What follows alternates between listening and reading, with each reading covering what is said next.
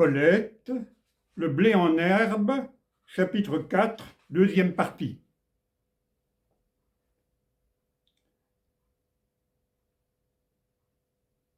Madame, le goémon, ce n'est pas le goémon, c'est du goémon. Lumineuse explication, approuva la dame blanche, et dont je vous suis bien obligé. Elle raillait d'une manière virile, condescendante, qui avait le même accent que son regard tranquille, et Philippe se sentit tout à coup fatigué, penchant et faible, paralysé par une de ces crises de féminité qui saisissent un adolescent devant une femme. « Vous avez fait bonne pêche, monsieur ?»« Non, madame, pas beaucoup, c'est-à-dire 20 cas à plus de crevettes que moi. » « Qui est 20 cas ? » ?»« Votre sœur ? » ?»« Non, madame, c'est une amie. » « 20 cas, un nom étranger. » »« Non, c'est-à-dire, ça signifie pervenche. » « Une amie de votre âge ? » ?»« Elle a 15 ans, j'en ai 16. »« 16 ans ?» répéta la dame blanche. Elle ne fit aucun commentaire et ajouta un moment après. « Vous avez du sable sur la joue. » S'essuya la joue avec emportement à s'écorcher la peau. Puis son bras retomba. « Je ne sens plus mes bras, songea-t-il. Je crois que je vais me trouver mal. » La dame blanche livra Philippe de son regard tranquille et sourit.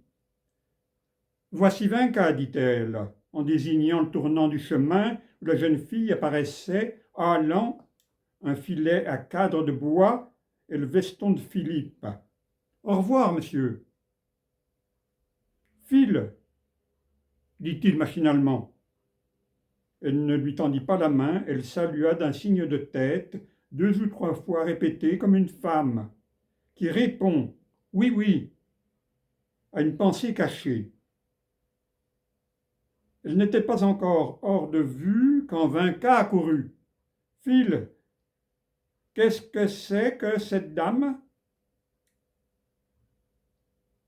Des épaules de tout le visage, il exprima qu'il n'en savait rien. « Tu ne la connais pas et tu lui parles. »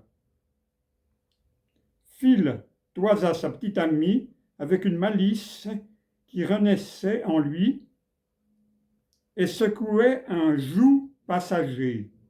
Il percevait joyeusement leur âge, leur amitié déjà troublée, son propre despotisme et la dévotion hargneuse de 20 cas. Ruisselante, elle montrait des genoux meurtris de Saint-Sébastien, parfaits sous leur épiderme balafré, des mains de jardinier et de mousse, un mouchoir verdi la cravatait et son blouson sentait la moule crue. Son vieux béret poilu ne luttait plus avec le bleu de ses yeux et, sauf ses yeux anxieux, jaloux, éloquents, elle ressemblait à un collégien déguisé pour une charade. Phil se mit à rire et 20 cas frappa du pied en lui jetant son blazer à la figure. « Veux-tu me répondre ?» Il passa nonchalamment ses bras, nus, dans les emmanchures vides du veston. « Bêta, va. C'est une dame avec son auto qui se trompait de route. Un peu plus l'auto s'enlisait ici. Je l'ai renseigné. Ah !»